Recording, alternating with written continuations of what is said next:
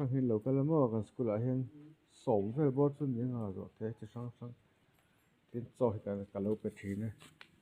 kan he thian in a chaw hi te na pek ri hin lei to pa ran mangai lu to kan ye a chi sang sang hin local thian kan lo pe top mai ni kholai ka kalna po ka ak zel zo te chaw hi chumo kholai ka mu pon ka pe zel ka dinga ka tlan la kho lai pon ka dinga chaw te kan pe le ri thina he poi tlan che dan tum de ka kawa acho elo pekhi ka teria aron tlan le tle puste atui tm puste kal zero o cho kalo pe thin ang che atui o mang a rong tin nal ro em me ne ha la dang dai ro lu tu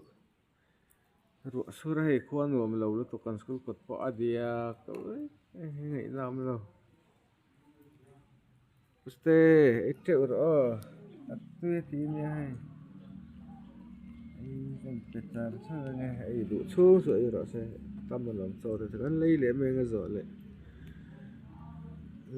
te tu le